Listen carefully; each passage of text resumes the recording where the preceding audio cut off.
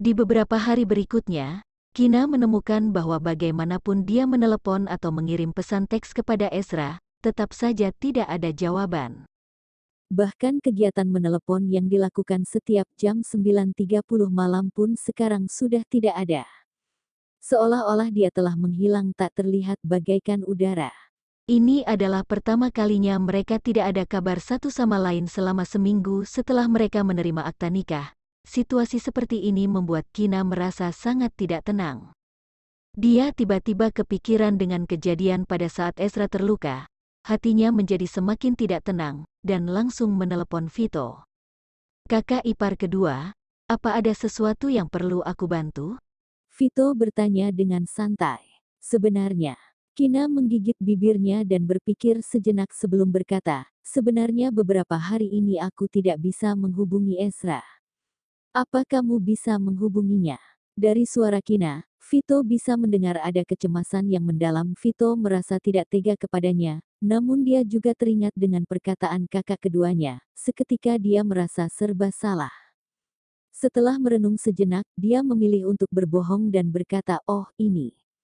Sebelumnya kakak kedua pernah berkata kepadaku, bahwa dia sedikit sibuk karena mendapat tugas mendadak.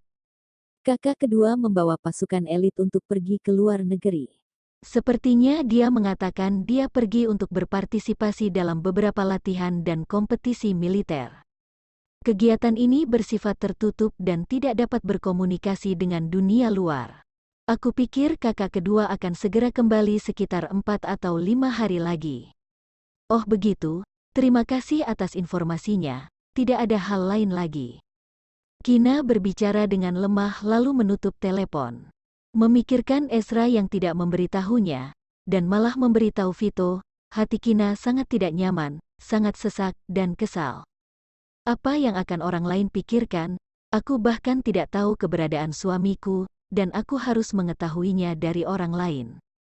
Ezra bahkan tidak berpikir untuk memberitahu aku, jika memang dia sangat sibuk dan tidak ada waktu sekalipun. Jika sudah memberitahu Vito, seharusnya secara alami akan menyuruh Vito untuk memberitahunya. Semakin Kina memikirkan hal ini, semakin dia marah dan semakin sakit hati. Dia mengepalkan tangannya dan memukuli boneka kelinci yang ada di tempat tidur dengan keras. Sambil memukul sambil memarahinya, Ezra terkutuk, "Aku akan memukulmu dasar bajingan, ah ah ah." Dasar es batu besar, wajah kaku, kayu bodoh, sekarang tidak peduli denganku, ketika kembali hanya tahu mengajakku keranjang dan menyiksaku. Oh. Ezra, aku mengutuk kamu tidak mengangkat. Dia terus memukul sampai seluruh tubuhnya mengeluarkan keringat, hatinya pun menjadi sedikit lebih nyaman. Kina kelelahan dan berbaring di atas ranjang, lalu memeluk boneka kelinci yang telah dipukuli ribuan kali. Meski sangat marah, tapi tetap tidak bisa tidak merindukannya. Dia mengambil bingkai foto yang ada di meja kecil samping tempat tidur. Foto ini adalah foto pada waktu Natal yang diambil oleh pejalan kaki sekitar. Ini adalah foto saat dia dan Ezra berciuman di depan pohon Natal yang besar. Foto dipotret dengan sangat jelas dan sangat indah. Dia mendegukan pipinya dan bergumam pada dirinya sendiri, "Meskipun aku sangat merindukanmu, namun karena masalah ini, aku akan tetap marah padamu." 4 hari sudah berlalu, Kina mendapat telepon dari Ryuko dan mengajaknya untuk bertemu, tetapi dia tanpa berpikir langsung menolaknya. "Kakak ipar Kina, Kak Ezra belum menghubungi kamu akhir-akhir ini kan?" Ryuko bertanya dengan tiba-tiba. Kina tercekik dan mencoba untuk tenang. "Kami suami dan istri saling menghubungi atau tidak, sepertinya bukan urusan Nona Ryuko, kan?" Hal tentang Ezra sudah membuatnya kesal. Ditambah lagi Ryuko yang kembali mengungkit hal ini dengan gaya bertanyanya yang tampak menertawakannya, membuatnya lebih sakit hati dan bahkan membuatnya lebih marah lagi pada Ezra. "Kakak ipar Kina, aku tidak punya maksud lain, aku hanya ingin meminta maaf kepadamu, karena sebagian besar alasan Kak Ezra tidak menghubungi kamu disebabkan oleh diriku." Ryuko meminta maaf dengan sangat tulus. Namun apa yang dikatakannya membuat orang akan berpikir negatif. Yang penting apa yang dikatakannya adalah kebenaran. Bahkan jika Kina pergi mencari Kak Ezra untuk bertanya tentang masalah ini, dia juga tidak akan takut. Kina menarik napas dalam-dalam dan bertanya dengan dingin, "Apa kamu sudah selesai bicaranya? Jika belum, cukup sampai di sini saja." Meskipun kata-kata Ryuko sangat menjengkelkan, tetapi Kina memilih untuk percaya pada Ezra. Setelah Ezra kembali, dia sendiri yang akan bertanya langsung pada Ezra. "Kakak ipar Kina, apa yang baru saja aku katakan adalah kebenaran. Aku harap kamu tidak keberatan," kata Ryuko dengan lembut dan manja. "Nona Ryuko, jangan khawatir. Sebelum menanyakan jelas apa alasannya, aku tidak akan berpikir aneh-aneh membuat diri sendiri tidak bahagia. Dan juga, terima kasih telah memberitahuku tentang ini. Ketika dia kembali, aku akan melihat situasinya, melihat apa aku akan menyuruhnya berlutut di papan cuci." Setelah Kina menyelesaikan perkataannya, dia langsung menekan tombol akhiri panggilan dengan keras. Mengambil napas dalam-dalam, dia berpikir sejenak, lalu menelepon Albert dan memberitahunya bahwa dia akan mengunjunginya ke tempat kerja. Setelah menutup telepon, dengan cepat dia mengganti pakaian dan meninggalkan kamar. Ketika pembuatan film kru dihentikan, Albert melirik sosok Kina, berjalan cepat dan anggun ke arahnya, menyentuh bahunya dan bertanya dengan bercanda, "Oh, wanita bangsawan, kenapa kamu tiba-tiba berpikir untuk datang mengunjungi aku? Sungguh hal yang langka, aku merindukanmu sampai ke dalam tulang, tidak boleh?" "Bintang besar Liam," jawab Kina sambil tersenyum. "Aku suka mendengar kata-kata ini. Kina, malam ini aku pasti akan memanjakanmu, menghilangkan rasa rindu kamu padaku." Albert yang setengah lebih tinggi Kina, ditambah lagi sekarang dia mengenakan sepatu hak tinggi, tangannya yang ramping dan putih mencubit dagu Kina, matanya halus, berkata dengan sangat bergairah. Kina langsung takut setelah mendengar perkataan Albert ini. Jangan coba-coba menggoda wanita penggoda, apalagi penggoda wanita mempunyai kemampuan akting yang sangat bagus. Setiap saat akan membuatmu bingung apa ini sedang serius atau sedang akting. "Tidak, tidak bintang besar Liam, maafkan aku," kata Kina yang sedang bekerja sama sebagai lawan aktingnya. Albert melepaskan tangan yang memegang dagu Kina. Jika dilihat seseorang yang tidak mengetahui jelas situasi ini akan mengira mereka adalah lesbian. "Malam ini kita makan malam bersama, tetapi pekerjaanku akan selesai sekitar jam 6 atau 7 sore. Albert dengan santai meletakkan tangannya di pundak Kina dan menuntunnya ke studio untuk beristirahat. Berbicara tentang makan, Kina tiba-tiba teringat sesuatu dan bertanya, "Oh ya Albert, aku ingat kamu sebelumnya mengatakan bahwa kamu akan mengundang Vito untuk makan malam ketika kamu kembali dari Kyoto. Apa kamu sudah mengundangnya?" Dia tahu bahwa Albert tidak suka berutang budi. Ketika Albert mendengar nama itu, senyum di bibirnya membeku sesaat, dan kemudian dia tersenyum lagi. "Bukankah aku tidak ada waktu sekarang? Tunggu nanti ada waktu senggang baru dibicarakan lagi." Dia berhenti sejenak, lalu mengganti topik pembicaraan dan berkata, "Ngomong-ngomong, resepsi pernikahan akan berlangsung dalam 1 minggu lagi. Apa kamu menantikannya?" "Bersemangat, senang, tidak senang sama sekali," Kina menjawab dengan muram. Dia menghela nafas dari lubuk hatinya, dia bahkan tidak tahu di mana keberadaan mempelai pria sekarang. Teringat lagi kata-kata Ryuko yang membuat hatinya sesak. Albert memperhatikan para sahabatnya dengan baik dan bertanya kenapa. "Apa kamu membuatnya marah?" Kina terdiam sesaat, lalu langsung menceritakan semuanya kepada Albert. Albert memperhatikan para sahabatnya dengan baik dan bertanya kenapa. "Apa kamu membuatnya marah?" Kina terdiam sesaat. Kina bertanya di lubuk hatinya, apa dia benar-benar seburuk itu?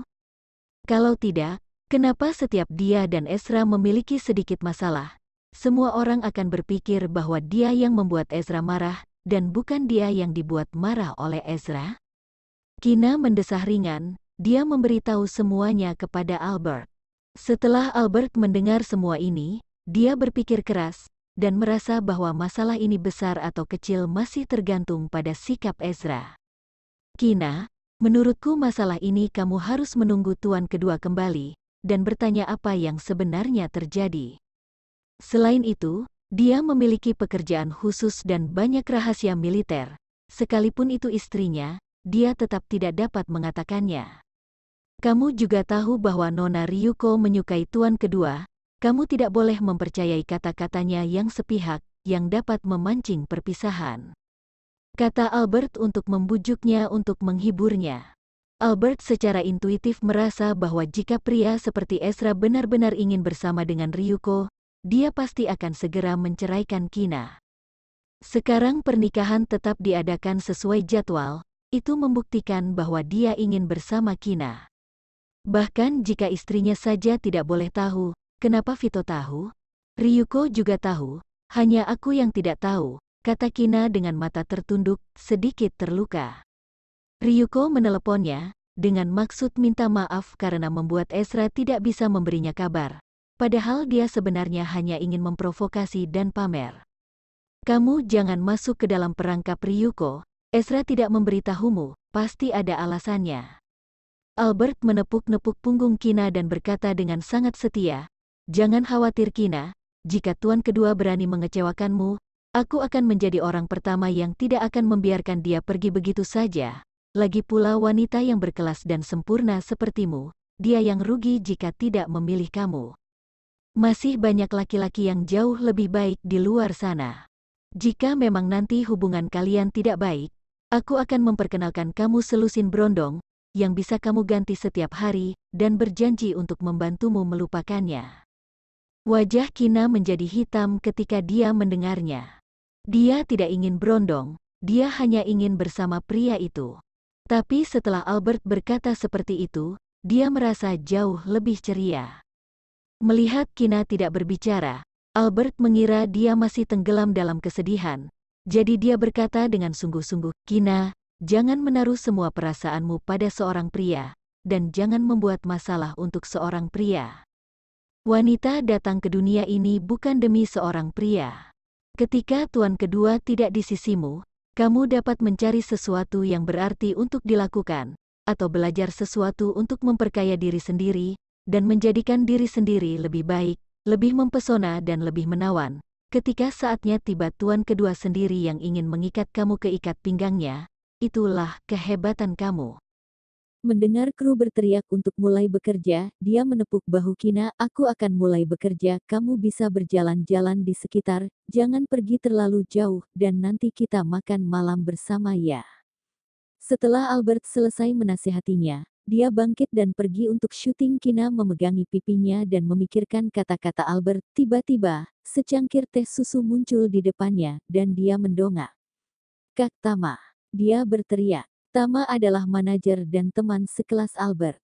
Kenapa kamu tidak memberitahuku terlebih dahulu jika kamu ingin datang untuk melihat Albert? Aku bisa menjemputmu. Tama berkata dengan suara lembut dan sopan.